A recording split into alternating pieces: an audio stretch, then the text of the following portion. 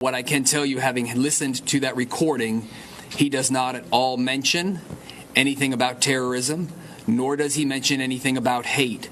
It is the outcry of a very challenged young man talking about challenges in his personal life. Alright, this shit is ridiculous. No angel, thug, combative, career criminal, disrespectful. Were these terms used to describe evil white criminals who massacred their fellow Americans, or were these terms used to describe unarmed black men and children who were killed at the hands of police? Wait, hold on, what about these terms? Troubled child, nerdy, quiet boy, unemployed kid, clean-cut American, boy with dry-witted humor. So what about those terms? Were they used to describe white terrorists or black victims?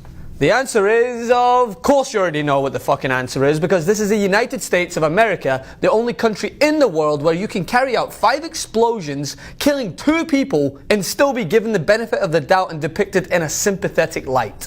As long as you're white, of course. But if you happen to be black and have your life taken unjustly, you will be scrutinized, vilified, and have your name dragged through the dirt. It has been merely 48 hours since Mark Condit blew himself up after being tracked down by law enforcement, and, as we have come to expect in this country, the humanization of a man who blew 2 black Americans to pieces has been gut-churningly despicable. From law enforcement choosing to highlight challenged young man, to a full New York Times article portraying the Austin bomber as a quiet, nerdy, godly young man, we have seen whiteness at work on steroids. And not only that, some conservative mouthpieces, take a wild guess who, took to Twitter to give the voice to the real victims in this act of terror. Wait for it, Christians. That's right, our resident hypocrite Tammy made sure to skip her usual thoughts and prayers for the actual victims who died at the hands of this monster, and instead posted an article discussing how Christianity was the real victim. This coming from the same person who has built a career fear-mongering against all Muslims whenever an Islamist extremist commits an act of terror. But this all falls in line with the same deflecting, humanizing and downplaying of the evil actions of a troubled young man.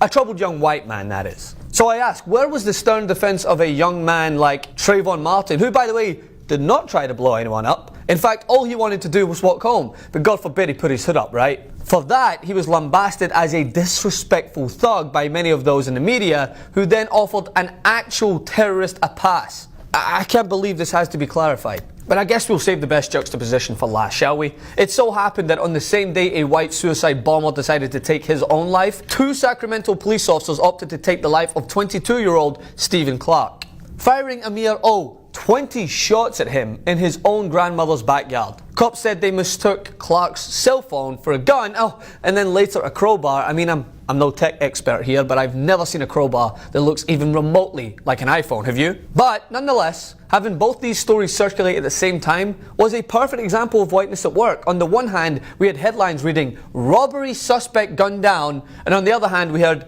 "Nerdy young man." Wake up! The way this country continues to humanize white evil and vilify black victims shows how far we have to go in not only fixing the engraved racial bias that still dictates the perception of people in this country and in the media, but in truly understanding the threat white terror poses to us. And to do that, we have to condemn it with the same furiosity it deserves, not wrap it in privilege. Follow me on Instagram at Francis M. Maxwell and on Twitter at Francis M. Maxwell. Please like and share this video. Leave your comments. I will be interacting, and as always, continue to resist.